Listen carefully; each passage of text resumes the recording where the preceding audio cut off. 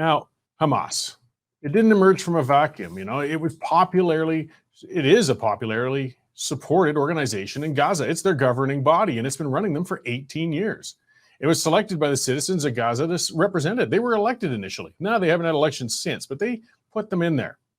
Now it's time for the citizens of Gaza to abandon Hamas, if only for their own sake.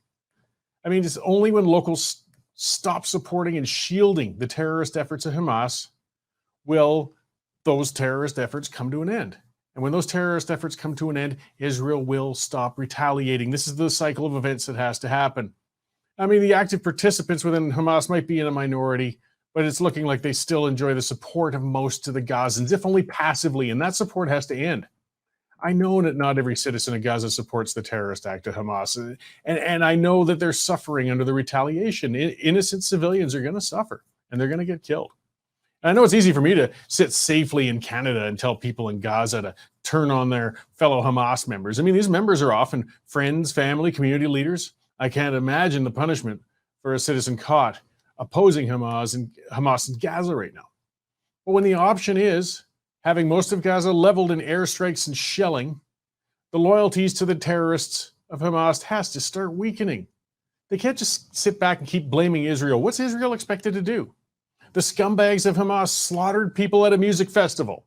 They murdered babies, raped women, and tortured them. They shot down entire families, and now they're holding hostages.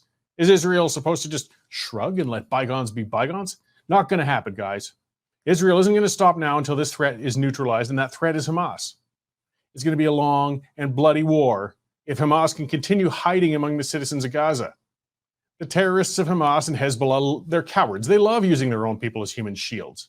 Cowardice is a hallmark of terrorism.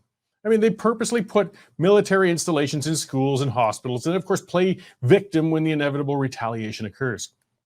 I mean, clearly Israel had a breakdown in intelligence that allowed them to be caught so off guard when Hamas attacked last weekend. And I'm sure they're working feverishly to figure out what went wrong and we're going to prevent such a lapse from happening again. But how many Gazan citizens knew this attack was in the works? Tens of thousands of them must have known as the missiles were being stockpiled, the terrorists were being trained, and the plans were being made. None of them were in Israel. And all of them must have known what retaliation was going to come. And that's because tens of thousands of Gazans support the terrorists of Hamas, if not hundreds of thousands of them. But there are millions of people there in Gaza. And they surely know the retribution is going to be swift and unforgiving. They remain silent. If Gazans want the violence to end, they have to stop supporting Hamas. They have to stop feeding them, stop housing them, and stop donating to them. They need to stop hiding them and remaining silent when they know the terrorist acts are pending. No approach is going to stop all the violence that's surely coming in that we're going to be watching over the coming weeks, possibly months. But this violence isn't going to end until Hamas is gone. That's the way it is now. The world's not going to defend Hamas. Sure, there's some sympathetic left-wing journalists and union heads and academics, but when it comes to developed nations, civilized people, Hamas is on their own. They've been condemned roundly by nations, and sympathy for their plight as the Israeli retaliation ramps up is going to be muted, to say the least. Hamas didn't even pretend to make their actions look like a military strike. They targeted civilians with the intent of being as inhuman and cruel as possible. They dug their own graves as they went so far over the line of humanity that no civilization can offer them sympathy.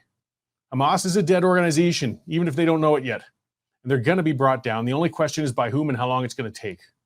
If Gazans shed themselves of Hamas, the violence will end at least more quickly. And then leave them, if they leave the task to Israel, it's going to take a long time and it's going to be rough. They can only play victims for so long when they've been clearly supporting this horrific terror organization. However, the reign of Hamas comes to an end, it's coming to an end. Now, whenever it ends and Gazans start rebuilding, hopefully their new leadership can focus on the needs of their citizens rather than spending 18 years building bombs and fostering hate as Hamas did. Israel pulled out of Gaza nearly 20 years ago. How long can they still be blamed for the mess there? Like I said, Egypt used to occupy that land. Can they be blamed too? And again, Egypt isn't in any hurry to have it back, that's for sure. Only Gazans can determine what's going to happen once this conflict settles down. Hopefully they're ready to look at ways of improving their state of affairs rather than just fostering more hate and tearing down their neighbors.